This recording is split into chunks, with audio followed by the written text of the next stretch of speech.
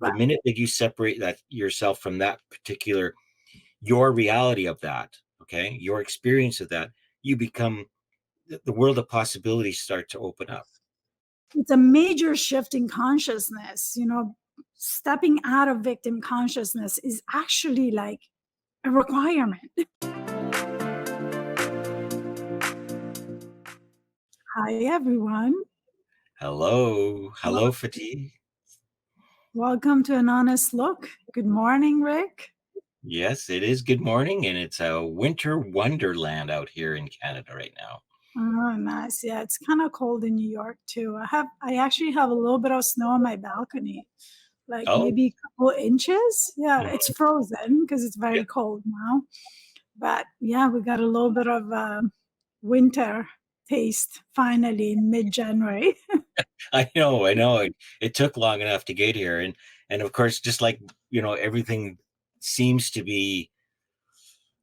It seems to be, because I'm going to say that very lightly. Because I was talking with my dad a bit about how we've gone through each decade. There seems to be a theme, and this one just, Mm. and I don't want to be political about it, but there just seems to be this thing about climate change and all this other kind of stuff. And so for years we have not been able to skate on this pond that's out in a farmer's field just outside of our town. And when my kids were younger, and we're talking, pretty close to 40 years ago, we were able to do that. Oh, And wow. then all of a sudden things changed, things got warmer, and the pond never froze.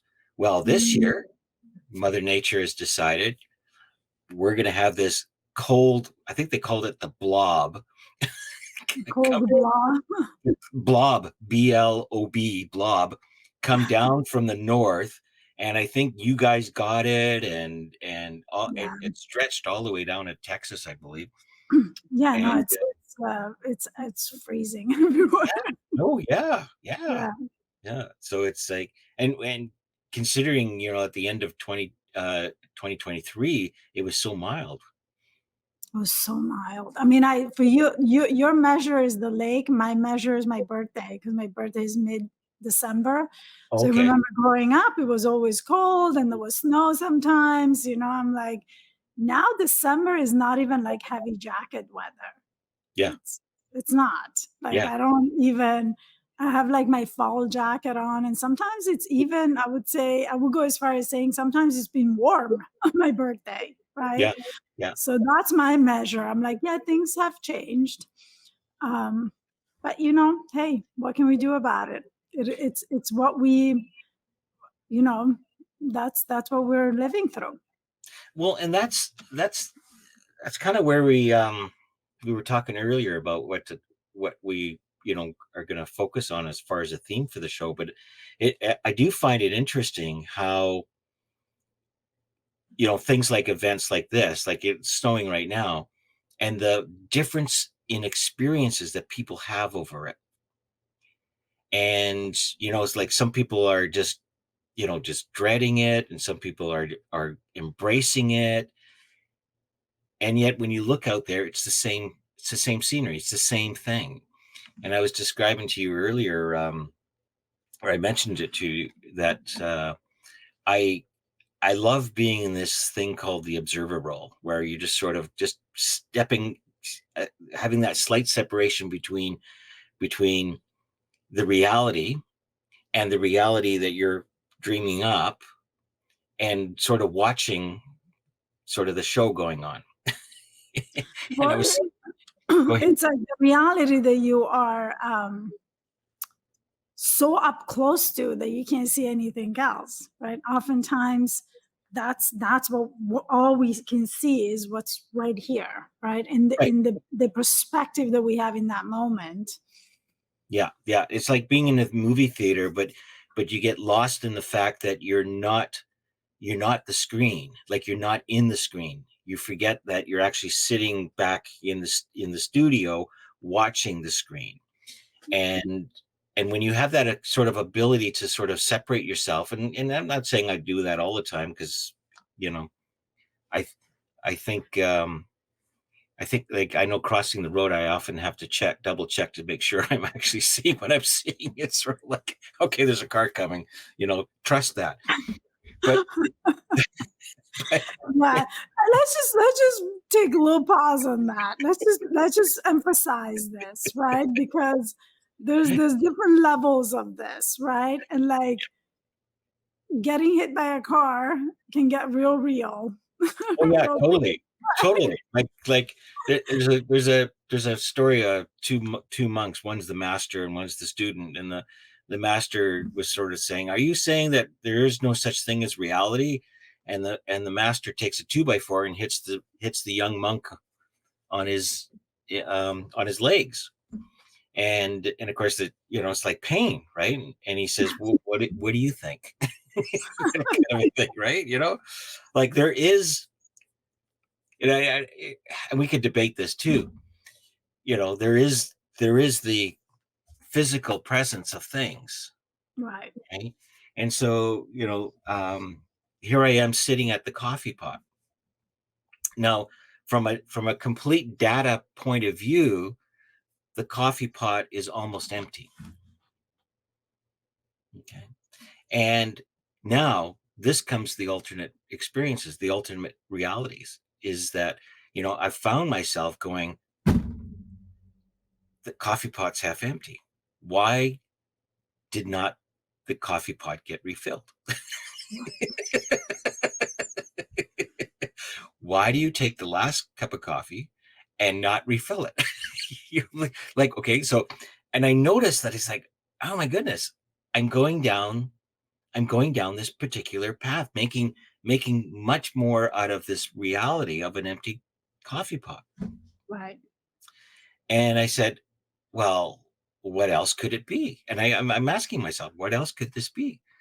And and I came up with alternative pieces, alternative ways of sort of, and I know in NLP they call this reframing, but there's a conscious sort of, uh, like, you're not reframing in the sense of you're saying, okay, is there another way of really looking at this? You're just getting a different perspective. I Well, mean, that's 100%, right? And then from that perspective, it was interesting to see or experience a different feeling over it.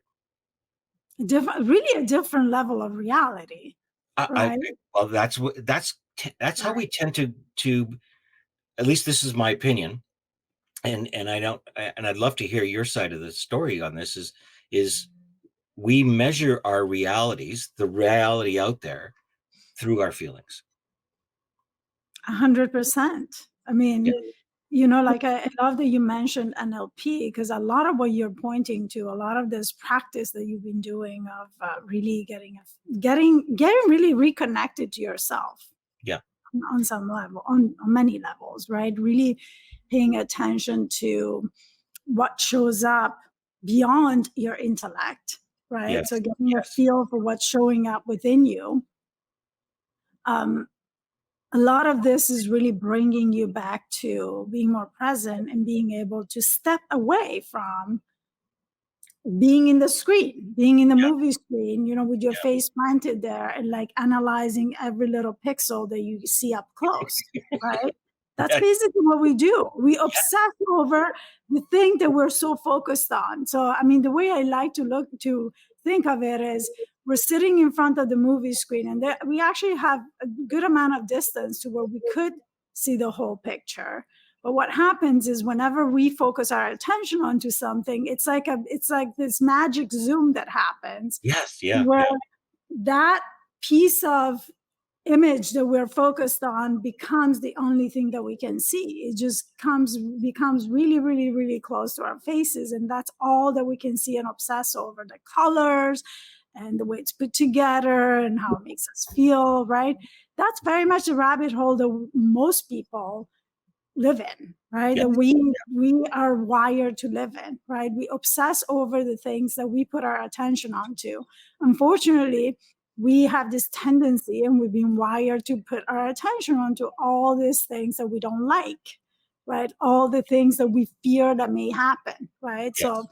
what we do is like we constantly zoom in on things that we're obsessing over that happen to be things that we don't want, right? So again, and we talk about this all the time, we really truly could do the opposite and, and zoom in on and focus on things that we do want and that we do want to create, we do want to feel, right?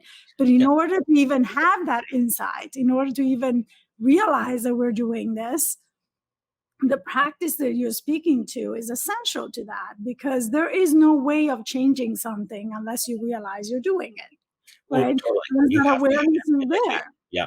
Yeah. Yeah, and you Absolutely. take that pause and you put that distance in there, you zoom out, and now you see the whole picture, right? That very much that's what it is. And like NLP has multiple techniques that's exactly how the technique works. Like just guides the person through this process of getting different perspectives, right?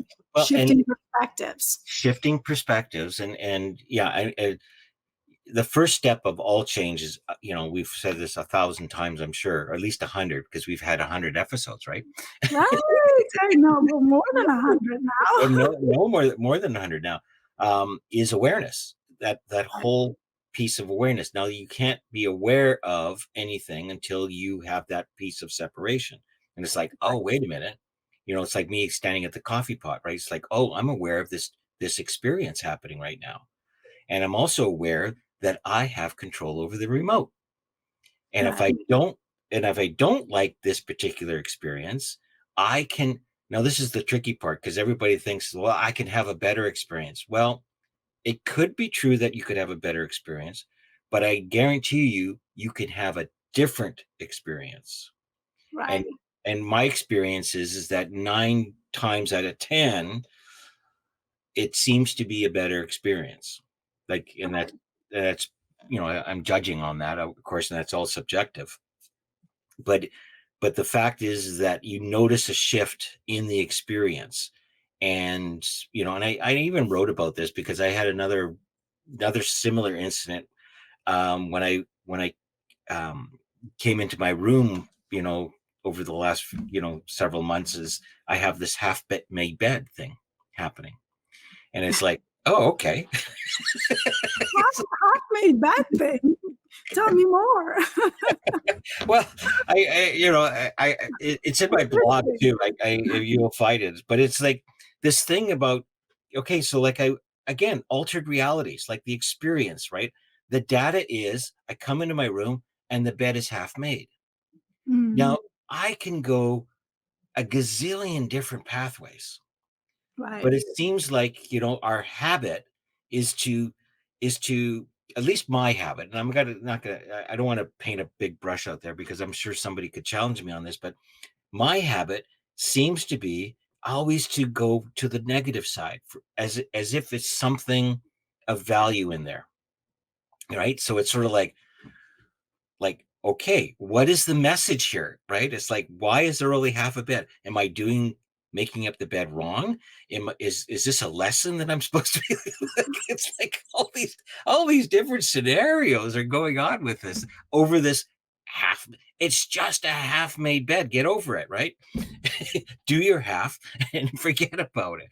So it's just fun to see the game playing that I do, right? Because a lot of times, if I want to stay in a sort of a quote victim role, well, that half-made bed means so much, right? right. But let's talk about why. I want to talk about. So you're speaking to how to get out of that state, which is crucial, right? In order to be able to see the bigger picture. Yeah, And another thing that I think is essential is just to take that moment. Yes, we can reframe it and shift it, but let's take that moment and see what it's teaching us. I mean, we talk about this all the time, right? Well, I am getting triggered by this half made bed, of right? course. Yeah. So there's a part of me that's responding to this in a reactive way. Yep. So that can be an opportunity to look into maybe some childhood like automated responses, right? Or it can also be like, oh, perhaps there's a conversation that needs to happen here without reactiveness for me to understand more what this means, right? Well, Because we those are two options. right, Right. two options, or I can just I can also just look at this half bed made bed and just stay curious about it and see it in the bigger scheme of things and realize that maybe it's not as important as it feels in that moment, right? No, and the trigger part, the more the more I've been playing in this area, is the bottom line has always been insecurity. So Mhm. insecurity keeps popping up. It's like, okay, like I can hear the words, am I not good enough at this particular task? Like, is there a lesson that, like, hey, I know, like I'm having really fun time with it because it's just a bad. It's not like there's a life and death I situation. mean, it's just a bed, right? And I think what's important is to not get caught up in the reactiveness and the Oh, emotions of it. And when 100%. they do show up, just see what they tell us, right? But it's also important to address it, in my opinion. Is And it maybe, really? Is it I really? mean, we may see this in a slightly different way, right? Of course. Because to me, Yeah, clearly there's somebody else involved in this half-made bed, of course there is. right? So it's, to me, it's also important to talk about it. But to the point, if I actually thought that there was something worth talking about, Okay. right? Because like in the scheme of things, like right now, I am just having a lot of fun playing with it, and this isn't something brand new. This happened actually in the beginning of last year, Right, right. and I sat with it for about 6 weeks, and then I said, you know what, I'm going to write about this. I'm going to write about it, just because there's a lot of interesting things happening. The fact that I'm having every time this happens, there's a different experience with it, Mm. right? And to the point right now, it's 100% neutral. Like there's no meaning to it other than I need to do my half. Like that's it, right? So like I can make a mountain out of a molehill. That's a common phrase that people talk about, right? And this one just happens to be a molehill that really, the only thing that's worth investigating or having, not looking deeper, but just noticing at a high level, is the insecure feeling. That's it. I mean, it sounds like to me that, just to bring this outside of yourself for a second, right? Because I think that's important too. We are relational beings. And that's probably one of the most challenging thing that we all face is interacting with other human beings, right? Relationships. There also was a message in there, right? And it sounds like you were able to receive the message by putting away the reactiveness, by just seeing it for what it Oh, I see. was, Okay. Yeah. message, right? So the reason why I'm stressing this is because I feel like it's easy to get into avoidance and just dismiss things, right? Because Well, especially when we're talking about interactions with other people. well, yeah, true. And that's so there's a couple of things that I know from experience, is that when I'm in a low vibration or low mood, those are not the best times to have a conversation, Right, right, right. right? But we often do, because we often think that there's something there, right? Well, do you And want to solve it, right? and You you want want to to solve solve it it. And it's immediately, not. right? Yeah. But it's interesting that when you let go of whatever that angst is, and you get it into a higher vibration, or a better mood, that a half-made bed absolutely has no meaning, right? Now, if I have noticed that, oh, I'm avoiding having a conversation about it, like, okay, so again, the only reason why that might show up, I'm probably generalizing, but again, is an insecure thought. Like, I'm afraid of the answer. I'm afraid of what might happen. I might be afraid of being belittled. I might be afraid of whatever might happen, right? But again, it's a future projection. But if I'm in a good mood and a high vibration and the opportunity seems relevant, but it's interesting, I never think about it outside of, oh, there's a half-made bed. Right, but also, but I would also argue that that half-made bed came within a context of a relationship of, other In things some that we but in don't use. somebody else's reality, though. In somebody else's reality.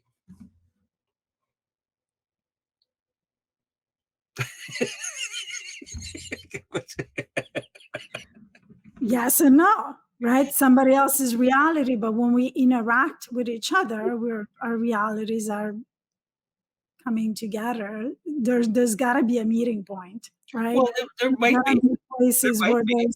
there's communication crossover agreements, right?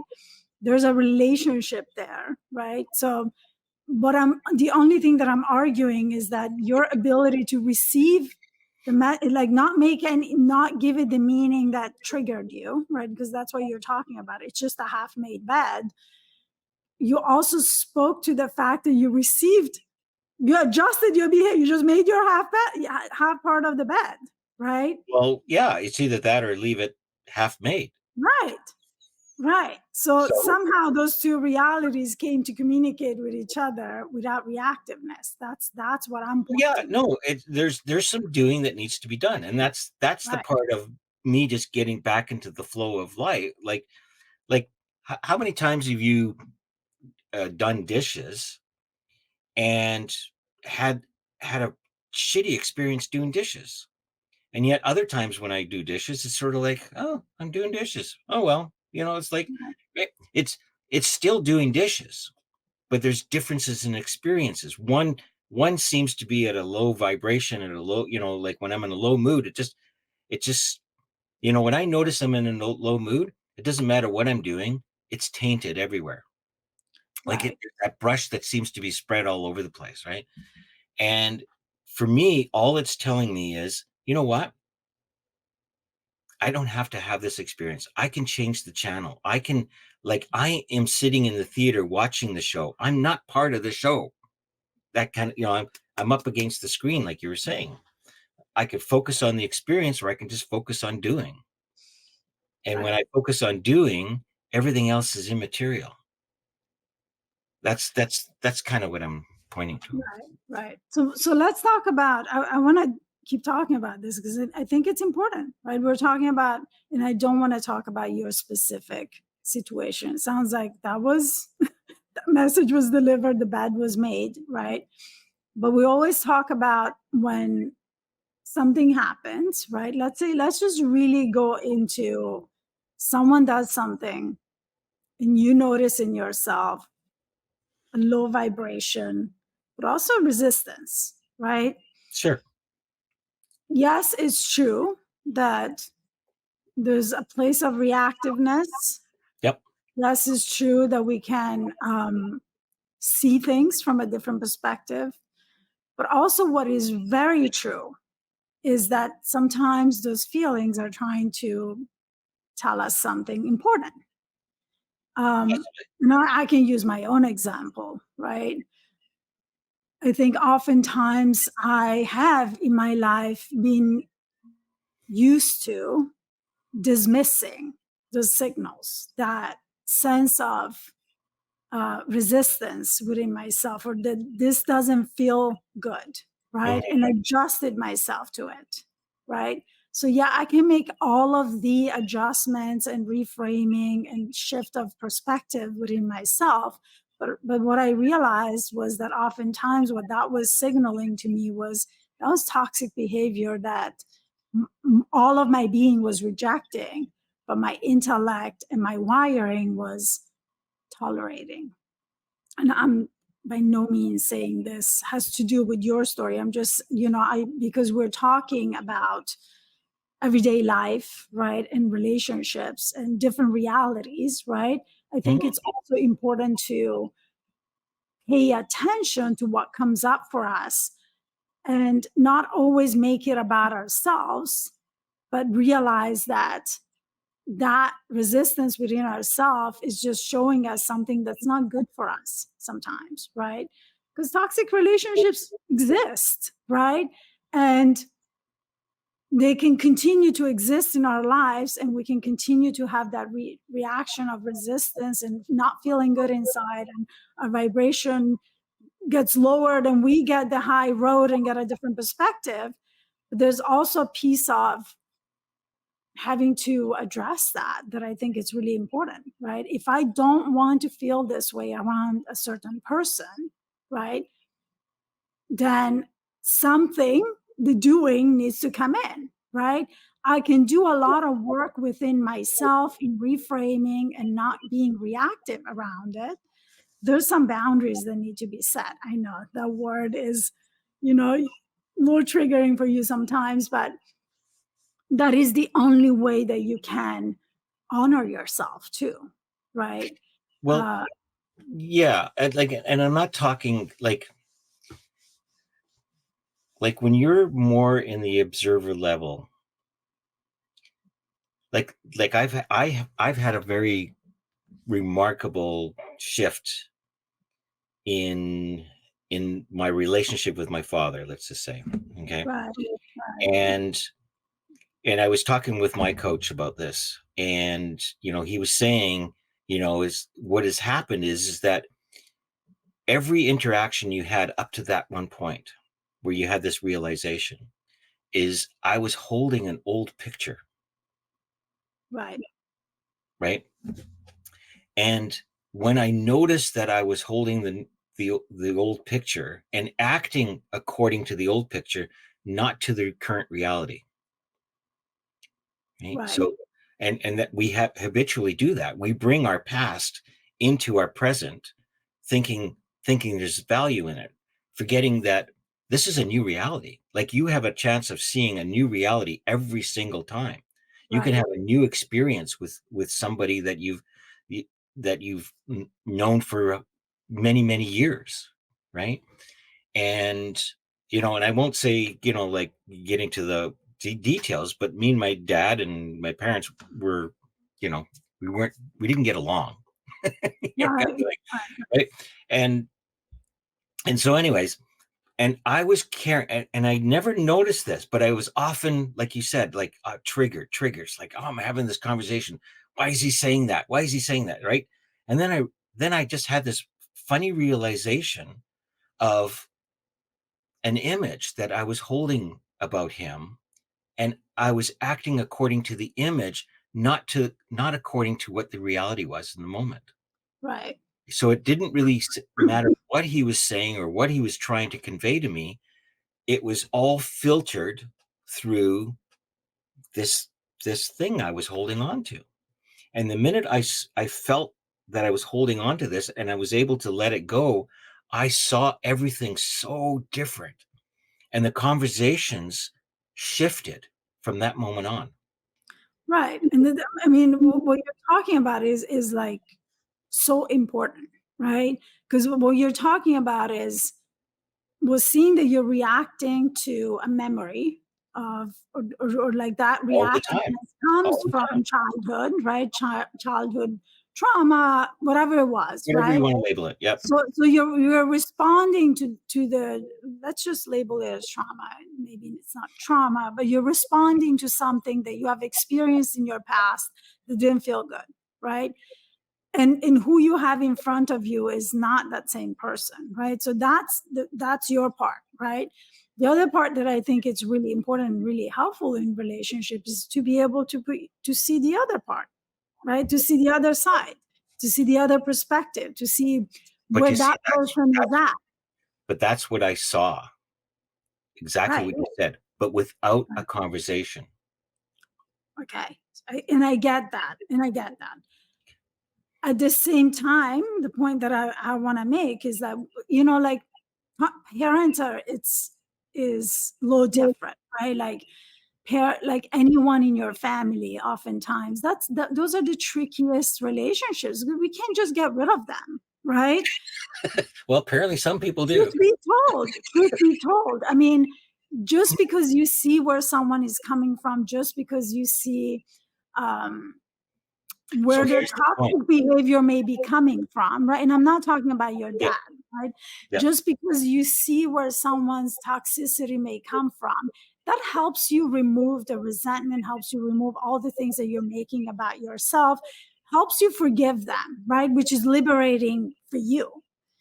That being said, right, there are people in your life that you can get rid of if you don't like the way they behave towards you. And you don't have to just constantly reframe and take, the higher perspective.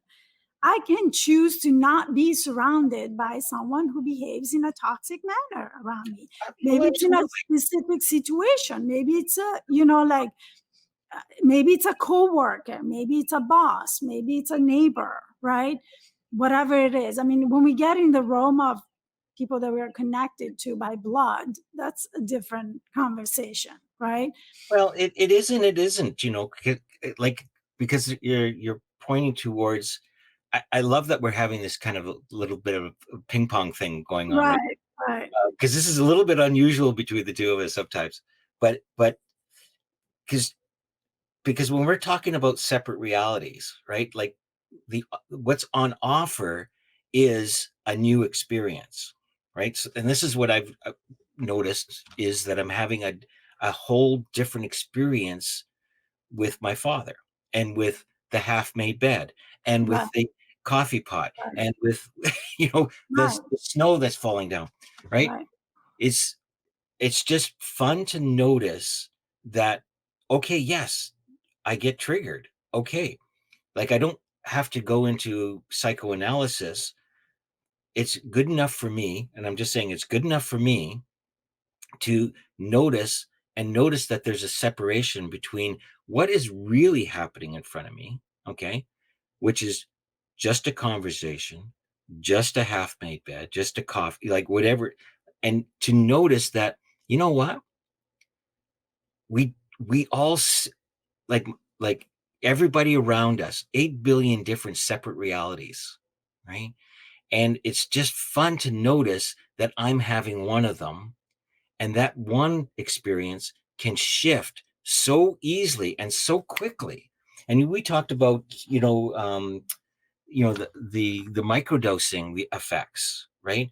Because part of what I am attracted to within this medicinal medicines that are being researched on is that the ability to disconnect the ego, right? Almost like to separate the two brains, where you have this clarity, this new view, right? right. And Just to clarify to the audience, Rick is talking about microdosing psychedelics. yes, oh Just yeah, yeah, yeah. yes. Go ahead. Sorry. Yeah, no, but so through other modalities, I'm able to do it more naturally over time, and you sort of have this disconnect because you see how much you've been ego based, and I'm giving the ego a little bit of a bad name here, but it's the ego is the We, intellect. we, could, we could get into it about that too, Yeah, right? yeah, no, but I mean, we have one brain, and and Sid Banks, in the three, in the book his missing link, talks about we have one brain, but we use it in two different ways, Right, and noticing how we're using it is helpful. And when I find that I'm using it more from a intellectual idea of trying to make more meaning about something that's very innocent, it tends to lead me down a garden path or a rabbit hole. right, That's the only that's the only distinction. right. So I think we're saying the same thing, but Oh, we're absolutely. we're looking at this from a slightly different perspective, right? And Because that's where separate realities come from. separate realities, but also separate circumstances, right? I really want to speak to this because again, what may be true for you may not be true for me, or may not be true for somebody else, and someone who's watching this who is in an abusive relationship, for instance, that's real too, right? And that but the piece that you're speaking to of being able to see that and being able to remove yourself from being so up close to the screen is very helpful in allowing us to see things with more clarity. and shifting our own energy, Hmm. right? There's also a really important piece here of choice, right? Of really honoring yourself and really choosing what you want to be surrounded by, right? Absolutely. Just Absolutely. because I see your toxic behaviors, it doesn't mean that I'm willing to uh, participate in it by allowing it, right? It doesn't mean that I want to do this practice of, removing myself from the screen every day while you're insulting me every day, while you are like maybe beating me up or whatever it is, whatever the toxic behavior is. I really want to emphasize this because I think it's easy to take what you're saying. I really understand what you're saying, but I think it can Yes. be very easy to take what you're saying and like and use it as a pass, right? To just allow I'm not saying behavior I'm like that condoning bad around us. behavior. I know you're not Yeah. saying that. I know you're Yeah. not saying that, but I really want to make a point to speak about it Yeah. because that is a different instance than what you are speaking to, right? 100%. 100%. So, Because so I really want to point this out because if you are in a situation where and that's more what I was talking about, where I noticed that there's this low vibration, this reaction within my body that didn't feel good. And it was something that I got used to tolerating my whole life, right? And there was a moment of healing and awakening where I realized I I should not be tolerating this. It no. does not feel good. None of this feels good within See, my that comes being, from a moment right? of clarity. That Of comes a from moment of clarity, clarity, right? right? So and that's what I'm pointing to is Yeah. that oftentimes that conversation or that decision needs to be a part of what comes after the clarity, what comes after being able to reframe things for yourself, being able to experience that in a different way, right? And what allows us to experience that in a different way is this shift of perspective and being able to see that we all have a different lens that we look through and that everyone is acting from where they're at, right? And they're doing the best that they can, right? So that helps with forgiveness, that helps with reframing, that helps with letting go of the anger, right? But what really also needs to happen is just crucial. It's just talking about like crossing the road without looking at the red light, right? Mhm. If it's a red light and if it's something that is toxic, like being verbally abused, emotionally abused, physically abused, or whatever the toxic behavior is, then something in action needs to happen. And that action can take the shape of boundaries, a conversation, or removal of the person if that's possible, right? And Well, this, yeah, and so uh, I would like to sort of address that. Um, sure, okay, because so again, like I said, I'm not condoning bad behavior, and and to say to somebody that is sort of having physical abuse happen to them, saying, "Oh, it's just your reality. It's you're not right, seeing this clearly," or whatever, all that kind of stuff, right? So there's a couple of key points, right? You can't deny the reality that somebody's getting hit, right? And that's the monk story, right? It's like the 2x4 is going to hurt. That's reality. right, Now, what makes it different and what makes it separate is what we do with that reality. And when we come from a line of insecure thinking, right, which is a low vibration, it looks like your options are very narrow. It looks like I can't do anything other than just take it right now. And we all know people that are stay in abusive relationships, and we're trying to figure out, why aren't you leaving, why aren't you, right? And it's more about sort of insecure thinking, right? I'm not, you know but it's innocent. It seems like that's the only thing that they're capable of doing. And thank goodness there's a lot of support groups out there, and help, and shelters, and various other things to help, support and move people out of those environments. But when you have what you just described, a separateness, right? When you have a moment of clarity, that clarity opens up avenues where it provides you with the opportunity to walk away, like to right, whatever comes up. whatever comes up, whatever looks right. Is it, it could be in that moment of clarity, it could mean, okay, let's have a conversation.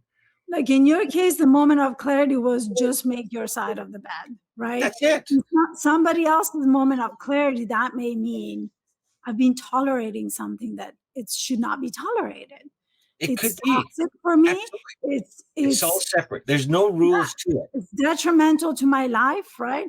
But oftentimes I feel like it is difficult to be able to get that perspective when the environment that we're in triggers that reaction, right? Right. When you're up against the screen, absolutely. Right. And the screen is 100%. always shoved in your face. It's Yep. kind of hard to move away Yep. from that, right? Absolutely.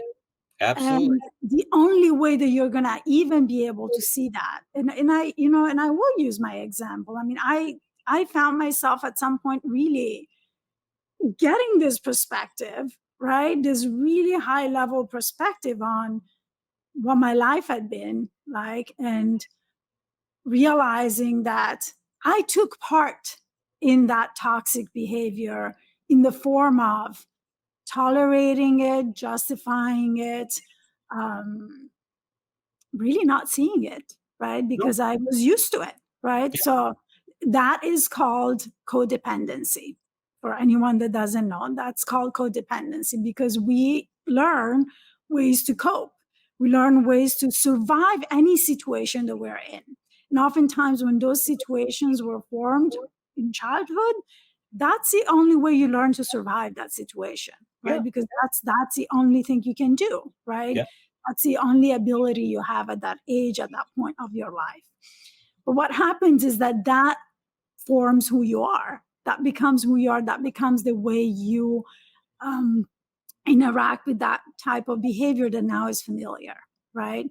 And Mhm. so you continue to tolerate things in your life that you don't even see as toxic in this case, right? Because you're just used to it. Because you're so up against the screen that you don't really see it for what it is, right? So going back to your point, in regardless of the situation, regardless of the relationship, the person that we're talking about, the one thing that always works is putting that distance in between ourselves and what's going on and really slowing down, right? Yes. Absolutely. And Yeah. then comes the like the trickier part, which is what do we do with the awareness that we now have? What do we do with what we've seen? Sometimes what we see is terrifying, right? That piece, right? For someone like you and me, we know what to do with it because that's the work that we do because we constantly do work on ourselves because we practice this. We have that level of awareness. But for the average person that just or that I was at some point, where I Mhm. was like, how is this? How is this? How am I even in this situation? How am I even with someone that has behaved this way? Let's say, right? And really, I realized that the question was, what parts of me interacted with that? What parts of me allowed this? What parts of me were just like that? Right? Those were not questions that sat too well with me for a while. Right? It was difficult to face that. Right? Because that is shifting out of victimhood, shifting out of, well, the screen is always shoved in my face and that's all I got, right? And saying, oh no, I actually have the ability to just push that screen away and see things from a different perspective, right? Really taking ownership of the situation and responsibility, right? Taking responsibility for your part, right? Not only being responsible for that share, but I love the twist that Stephen Covey uses, being response able, Able, right. And right? owning it, You become more empowered now, right? The right. minute that you separate that yourself from that particular, your reality of that, okay, your experience of that, you become, the world of possibilities start to open up. I mean, you And realize that you actually have some power within this situation where you felt like you were the victim, because the victim has no power. The and victim is it's at the mercy of right. what happens around them. Yeah. right? So it's a major shift in consciousness. Stepping out of victim consciousness is actually like a requirement. There Well, is no way of shifting this yeah. unless we shift out of this victim consciousness and realize that we have the ability and the power to see things differently, that we even have a different perspective, right? Absolutely. And one of my favorite questions, like you ask yourself, like is like, who am I in the moment and who do I need to be in the moment? Like, because you have that opportunity to be, right? You know, to be whatever you want to be in that moment to address whatever situation. Like Right. you become more empowered. You become more empowered, and at the same time, when you're first starting on this journey, well, what does that mean? How Yeah. am I going to go about this? Yeah. What am I going to do about it? Right? It can be a very scary place, right? Well, it's different. And It's because it's different, right? You're because used to. it's different, because you've gone from poor me, I'm the victim, to, oh, there are some things I got to look at within myself. There are some things that I got to change about myself, because that's the only way that I'm going to change my circumstances, is if I changed who I am, Well, right? absolutely, because your circumstances don't change. Like they. The circumstances don't change, and sitting there relying on other people change doesn't work. We've established that, right? So the only way to create any change in your life is through changing yourself, right? And unfortunately, that's a crucial moment where there's a choice that everyone makes, consciously or unconsciously. And I think oftentimes, sadly, that choice is unconscious because probably there's not enough awareness or knowledge around how you can do this. B, fear kicks in and takes us back into that low vibration, it Yeah, takes us back to what we know. I'm the victim. It's not my fault. It's everybody else's fault, right? So we see it and we get so scared and we revert back to our usual life, shrink back, are shrink shrinking. ourselves back, right? And that is the moment that can make all the difference for people, right? That's what choice you make in that moment, whether or not you're able to be courageous enough to face what you're seeing. That's what's going to make the difference of, I'm going to change my life or I'm just going to stay where I'm at, right?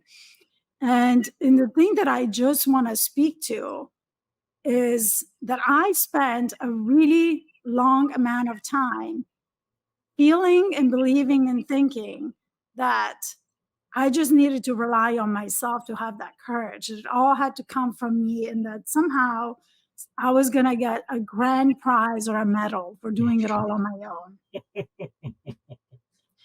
Why? Because that's how I was wired to be, right? Yeah, That's a conditioning that I yeah. received. If it has to And, be, it's up to me. right.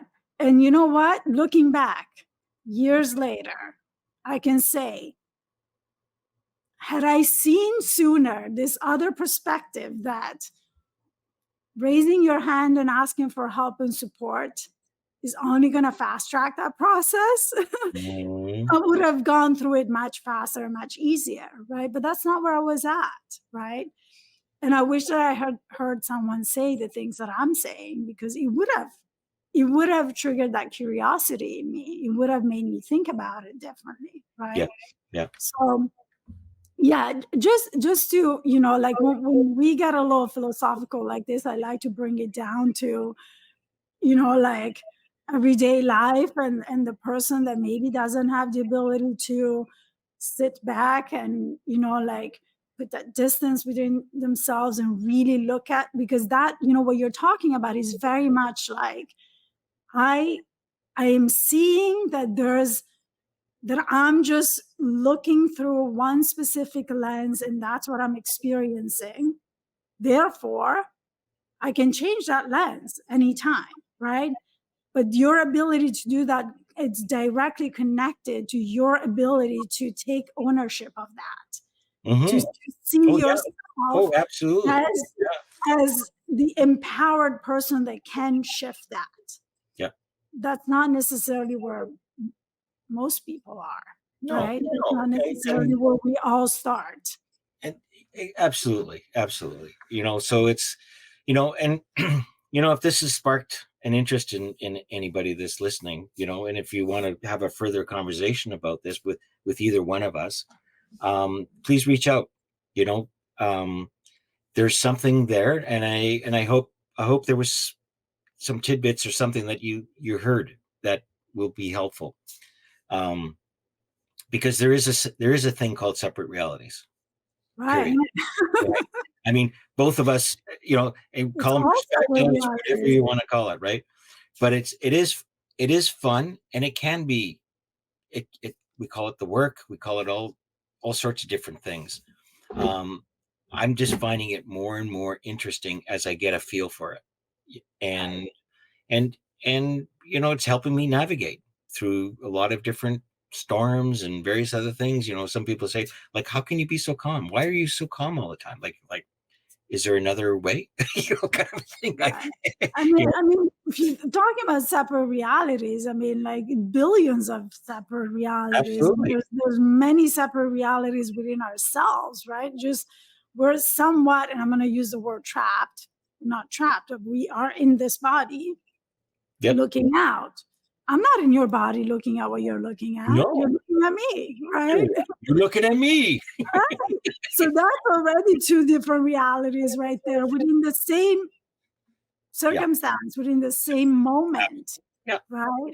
So Yeah. yeah, there are separate realities. That's really not even a question, No. right? No. It's just our ability to see that we can actually jump from one to the other very intentionally actually. That's a piece of awareness that I think often is not, it's not And the there. We other feel the other trapped thing, in it. yeah, and the other thing I really appreciate is the ability to share with somebody else the present moment. And I love the fact that we've just shared these last present moment pieces, kind of thing, Right. because I learned a lot, and it's all growth, right? So Definitely an honest look today. Well done, Rick. no, Thank it was good. It you. was it was fun. It was fun. And let's do it again next week. Let's do it again next week. Thank you, everyone, for coming. Let us know if you have any questions. Let us know if you, Comments. yeah, comments, if there's anything specific you want us to speak to, or reach out. Reach out Yeah. to either one of us Yeah. and share this episode. If you feel like there's someone out there that you know that could really hear this, benefit from hearing this, please share the love, share the episode. And it's not a big Support. effort. Just tick that like box. It helps us. Trust me. Subscribe, right? That's kind of like the red light, right? There are some things in our reality, in our shared reality, in the doing that matter, right? Well, it does. It kind of is like, oh, okay, are we reaching out, right? But you know what? I remember Sid Banks, and I meant a lot of other mystics have said the same thing. If I can leave this world, and if I only helped one individual, then I've done my work. Right. And right, and that's what that's all we can hope for is if I can help one person get a better experience in life, then really we've done our work. Done our work with honesty. Yeah. All right. And You have a wonderful week, my friend. you too. Until next time. Bye, everyone. Bye bye.